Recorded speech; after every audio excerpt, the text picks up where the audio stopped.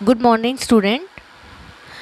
In today's mathematics class of exercise 3.1, we will discuss about question number 5. Already discussed in previous lecture 1 to 4 questions. So we will start from question number 5. In this question number 5, given that construct a 3/4 matrix 3/4 is the order is given. आपको order given है, आपको 3/4 की matrix को construct करना है. मैंने short form में लिखा है आपका. And equal to half of minus 3i plus j is given. This is the relation is given between the elements. Now first write the matrix. आपको अगर मैट्रिक्स लिखनी है, मान लिया हमने A मैट्रिक्स माना है, तो 3 4 it means number of rows is 3 and number of column are 4.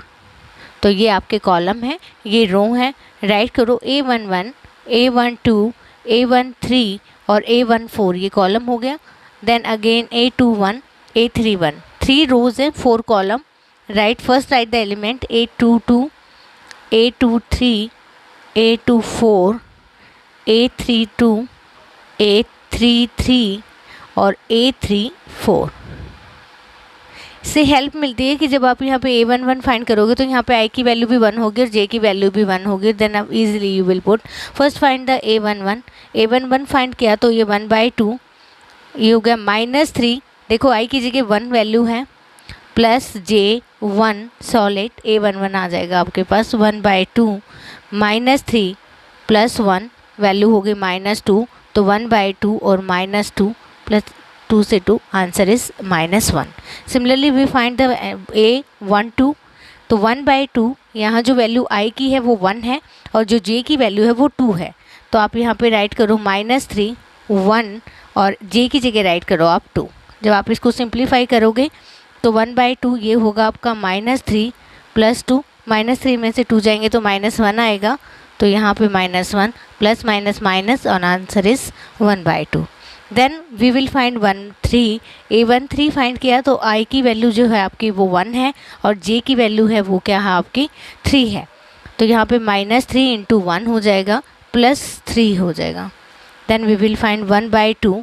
This answer is -3 plus 3. देखो 0 हो गया और 0 को 1/2 के साथ मल्टीप्लाई करोगे आंसर क्या आएगा 0 आएगा. Then again find 1/4. अगर 1/4 फाइंड करना है तो 1/2 -3 I की जगह वैल्यू मैंने 1 पुट की और J की जगह 4 पुट की, तो आंसर आएगा आपका 1/2 -3 प्लस 4. तो यहाँ पे 4 में से 3 गया 1, तो आंसर इज 1/2. देखो मैंने फर्स्ट रो पूरी प्रॉपरली फाइंड कर ली है. You will same thing you will find the second row and third row. Then put the value here. यहाँ वैल्यू पुट कर दो लाइक दिस. अगर मैं फर्स्ट रो की वैल्यू पुट कर रही हूँ तो मेरी -1 -1/2 0 और 1/2. Similarly in same way you can find the second row and third row. Now come to the next question. In question number 6, given that find the value of x, y, z. Here is given 2 matrices. 2 matrices given है आपको और आपको x, y, z की value find करनी है. देखो जब 2 matrices equal होती हैं तो उसका जो every element equal to this. अगर ये A11 है तो ये इसके इक्वल होगा, ये A12 इसके इक्वल होगा, A21 इसके. तो आपकी जो मैट्रिक्स अगर इक्वल टू का साइन गिवन है तो ये वैल्यू आपस में क्या हो जाएंगी इक्वल हो जाएंगी. तो राइट लाइक दिस. आपकी जो 4 है वो किसके इक्वल है y के इक्वल है, तो आप यहाँ पे y राइट कर लो. और जो z है वो किसके इक्वल है आपका 3 इज इक्वल टू z है. और again x is equal to आपका 1 है और 5 के इक्वल ही होता है. तो यहाँ से आपको तीनों वैल्यू फाइंड करनी थी x y z की. तो यहाँ पे x y z की वैल्यू आ गई आपकी. x की वैल्यू आपकी 1 आ गई, y की वैल्यू आपकी 4 आ गई और z की वैल्यू आपकी 3 आ गई. तो you will easily solve when देखो symbol is given equal to. अगर साइन इक्वल टू गिवन है देन ये मैट्रिसेस के every element is equal to each other. Now in the third part is given, do the second part yourself. Now third part given that x y z is equal to 9. देखो यहाँ पे सम given है आपको.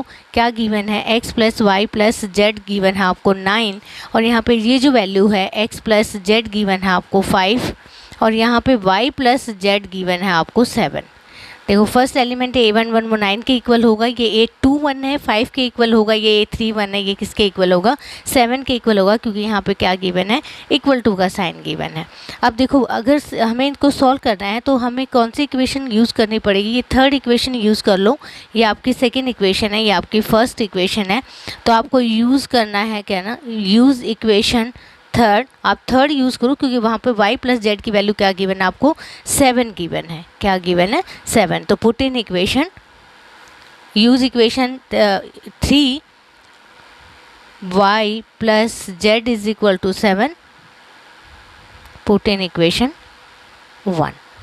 तो यहाँ पे y plus Z की value put कर दो, x प्लस देखो ये गिवन है आपका y plus z is equal to 9, x plus y plus Z की जो वैल्यू वो 7 है 9, तो यहाँ से x की वैल्यू आ जाएगी 9 माइनस 7, तो x की वैल्यू हो गई आपकी 2। तो आपने एक वैल्यू फाइंड कर ली है, और इसको अगर हम सेकेंड इक्वेशन में पुट करें, पुट इन इक्वेशन 2, वहाँ पे गिवन है x plus z is equal to 5, तो x की वैल्यू आपकी 2 है, ये z हो गया और ये 5 है, तो यहाँ से जो z की वैल्यू आ गई 5 माइनस 2, तो z की वैल्यू आई आपकी 3।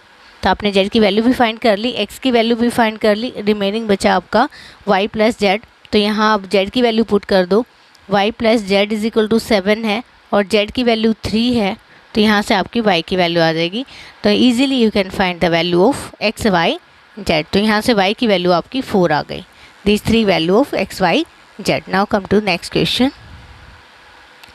क्वेश्चन नंबर 8, गिवन दैट एक मैट्रिक्स है Aij is equal to m cross n, ये आपको ऑर्डर गिवन है, ये एलिमेंट गिवन है, इज ए स्क्वायर मैट्रिक्स। देखो ये फिर आगे आपका जो इंट्रोडक्शन में बताया गया था, ये क्या है आपकी स्क्वायर मैट्रिक्स है। इफ़ कब होगी ये स्क्वायर मैट्रिक्स, देखो ये कंडीशन थी जब वो स्क्वायर तभी होगी जब नंबर ऑफ रो किसके इक्वल होगा, number of column. It means तो हमारी एक ही कंडीशन आती है, वो कंडीशन क्या है कि m किसके इक्वल होना चाहिए, n के इक्वल होना चाहिए, या आप ये लिख भी सकते हो number of row equal to number of column. तो ये आपका राइट आंसर होगा, this is square matrix if and only if जब m किसके इक्वल होगा, n के इक्वल। नेक्स्ट क्वेश्चन में है आपको पॉसिबल वैल्यू फाइंड करनी है एक्स वाई की।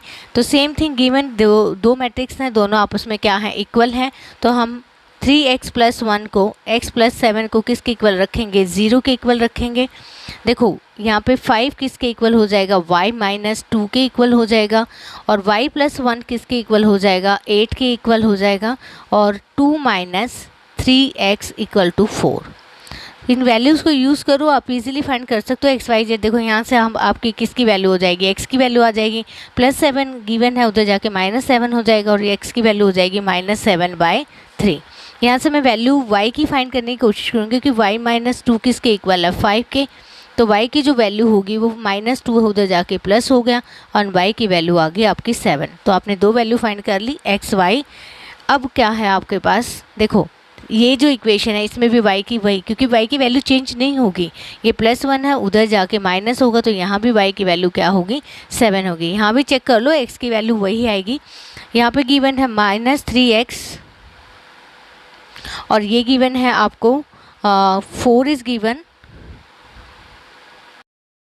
-3x is equal to 4 minus 2, तो -3x दिस वैल्यू इज़ 2। तो यहाँ जो x की वैल्यू है वो है आपकी -2/3। तो इसमें वेरी कर रहा है, यहाँ x की वैल्यू आई आपकी -7/3, यहाँ पे x की वैल्यू है 2/3। दिस इज़ नॉट पॉसिबल, ये पॉसिबल नहीं है, this is not possible, because यहाँ पे जो y की वैल्यू थी वो तो 7 ही है, बट x की वैल्यू डिफ़र कर रही है, तो हम मैट्रिक्स नहीं डिफाइन कर सकते, not a possible value. So this is our answer. The last question of this exercise, the number of all matrices of order 3/3 with each entry 0 और 1। देखो जब भी ऐसा गिवन हो आपको 3/3 मैट्रिक्स फाइंड करनी है, और वहाँ पे नंबर आपको दे रखे हैं 0 और 1, तो पहले आप सबसे पहले इनकी मल्टीप्लाई करो। अगर 3 × 3 गिवन है, multiply the m × n, m cross n ये फॉर्मूला होता है, तो 3 × 3 है, तो आंसर 9 आ जाएगा। अगर यहाँ पे नंबर 2 ही गिवन है, 0 और 1 गिवन है, जो एंट्री गिवन है आपकी एंट्री इज़ 0 और 1, तो सिर्फ 2 ही नंबर हैं, तो यहाँ ये हो जाएगा 2 की पावर 9, तो 2 की पावर 9 हो जाएगा। अगर 3 नंबर होते तो 3 की पावर 9 हो जाता। तो 2 की पावर 9 को सॉल्व करोगे तो जो आपका आंसर आएगा वो 512 आएगा। तो नंबर ऑफ पॉसिबल मैट्रिसेस कितने होंगे आपकी 512। All matrices of order 3x3 with each entry 0 and 1, तो 512 पॉसिबल हैं। This is your exercise 3.1 do in fair notebook या fair register. I hope you can easily solve it. Have a good day.